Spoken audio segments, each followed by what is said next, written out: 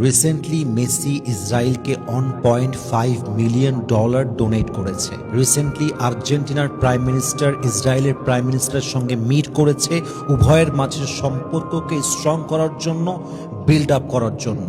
এটাও আমরা দেখলাম যে ইসরায়েলের প্রধানমন্ত্রীর সঙ্গে যখন আর্জেন্টিনার প্রধানমন্ত্রী মিট করছে তখন সে বলছে হ্যালো মাই ফ্রেন্ড।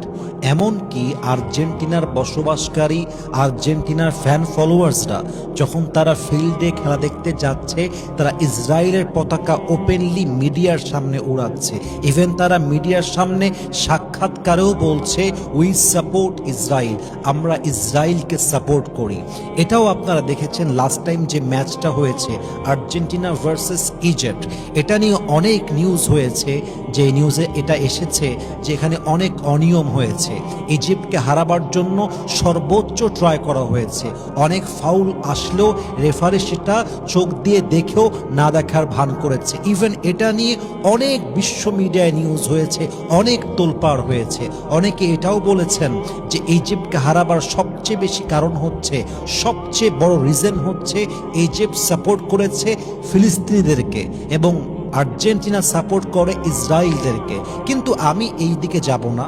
আমি মনে করেন একটা কথা খুব লজিক্যালি বলি, আমার কাছে ইমোশনাল স্পেস খুবই কম, আমার কাছে লজিকের স্পেসটা এই মুহূর্তে সবচেয়ে বেশি।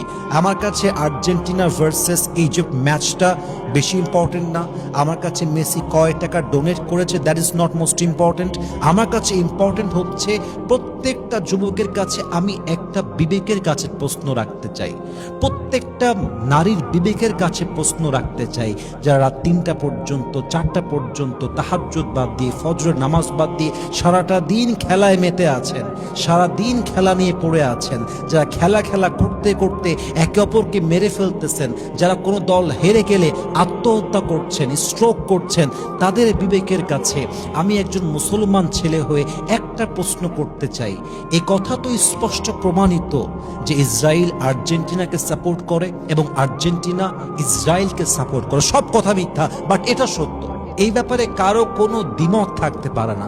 তো আমার প্রশ্ন, যে আর্জেন্টিনা ওই ইসরায়েলকে সাপোর্ট করে, যে ইসরায়েল আমার হাজারো মায়ের বুককে ঝাঁঝরা করেছে গুলির বুলেট দিয়ে, যে ইসরায়েল আমার হাজারো শিশুকে শেষ করে দিয়েছে, নিঃশেষ করে দিয়েছে, ফিলিস্তিনের ভূখণ্ড শেষ করার জন্য কতটা বছর তারা জুলুম করছে, অত্যাচার করছে, তো সেই ইসরায়েলকে যেই দল সাপোর্ট করে সেই দলকে তুই মুসলমান ঘরের সন্তান হয়ে সাপোর্ট করতে পারো কেমন করে? That is my question. তুমি কেমনে সে দলকে সাপোর্ট করো? এমন একটা ভাব, আর্জেন্টিনাকে বাজে কিছু বললে ওর গায়ে লেগে যায়, বাট নবীকে কেউ গালি দিলে ওর গায়ে লাগতে চায় না, ঠিক কিনা বলেন? এমন একটা ভাব যেন সে ইমানের চাইতে, আল্লাহর চাইতে, নবীর চাইতে, ইসলামের চাইতে আর্জেন্টিনাকে ভালোবাসে। যদি তাই না হতো, ইসলামকে গালি দিয়ে তার গায়ে লাগে না, বাট আর্জেন্টিনাকে নিয়ে বাজে কথা বললে তার গায়ে লেগে যায়, মেসিকে কিছু বললে তার গায়ে লেগে যায়। তার মানে এটা বোঝা যায় আজকালকার যুবকেরা জাস্ট নামে মুসলমান হয়েছে, আজকালকার নারীরা জাস্ট নামে মুসলমান হয়েছে, কাজে তারা মুসলমান হতে পারে নাই, ঠিক কিনা বলেন? হ্যাঁ, এটা হতে পারে যে আমি একজন মানুষ হিসেবে আমার ফুটবল ভালো লাগতেই পারে, আমি নিজেও ফুটবল খেলতে পারি, দ্যাটস নট আ ফল্ট।